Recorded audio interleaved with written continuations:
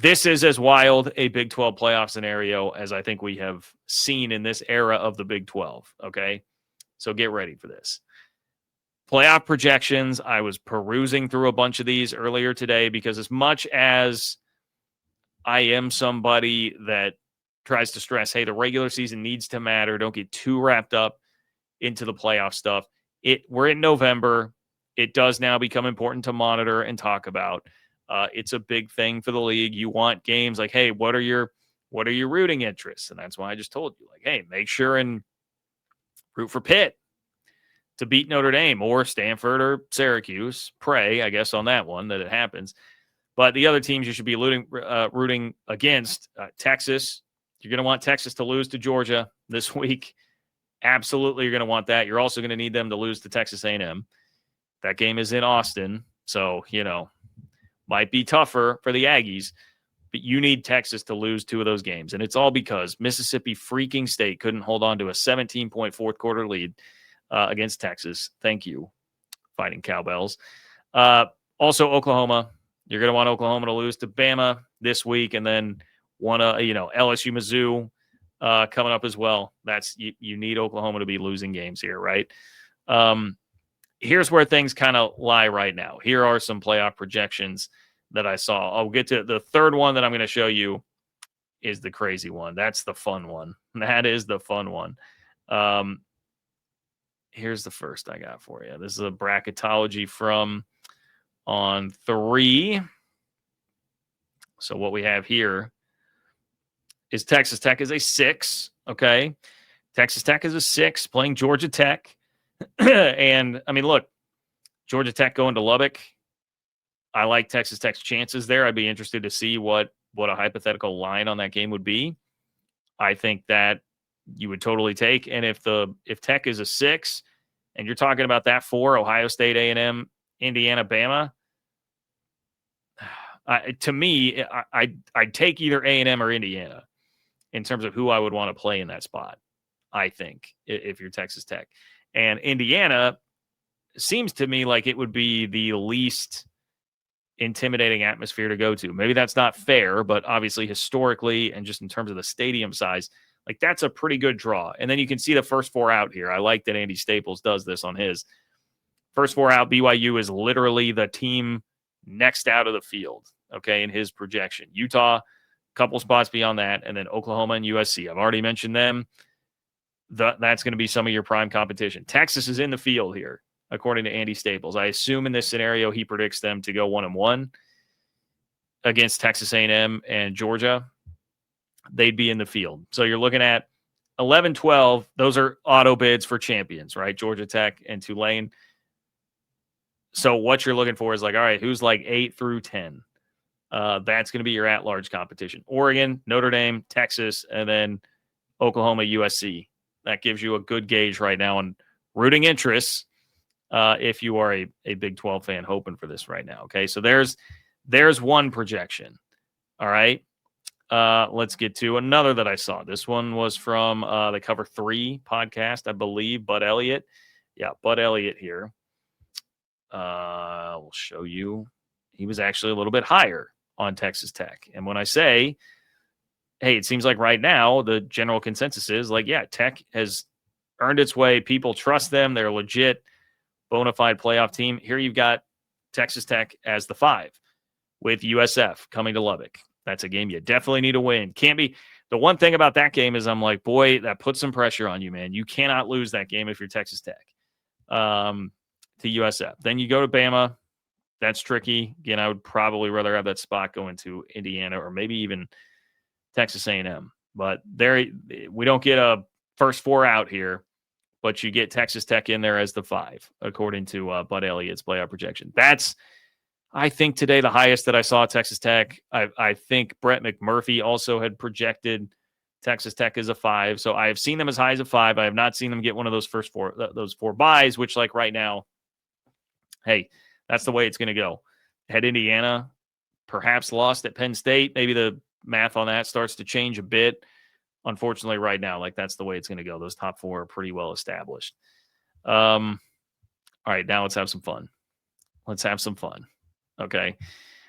This one I will bring up for you. Also from CBS, but a little bit different here. I'm going to change around the view for you. Let's check this out. All right.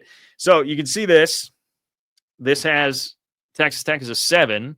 So you might initially say, well, what the hell, man? Just a 7. I just saw a 5 and a 6, and you told me about another 5. What are they doing at 7? Well, would you take it if I showed you the matchup here? Look at this matchup, okay? You are talking about Texas Tech hosting Texas in a college football playoff game in Lubbock, all right? That is what I'm talking about. I mean, that is what college football is all about, my friends. That would be incredible.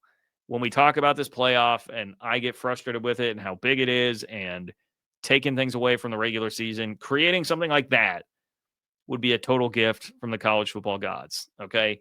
You get your crack at Texas, and it's going to happen in Lubbock. Whew, man. Then look at who the winner would face there. That's in the 7-10s. You'd be playing the 2, which would be Texas A&M. Now, that's not going to be a game on campus, which would be an awesome one to have on campus. One of the games that I missed the most from the, I will say, old Big 12, the Big 12 that I knew, is Texas A&M, Texas Tech. There's a ton of hate there. Texas Tech hates Texas A&M. They were talking about that on game day this past week, right? And I'm like, man, it is so sad that you just have like a full generation of fan that doesn't even know anything about that, because it hasn't happened since 2011.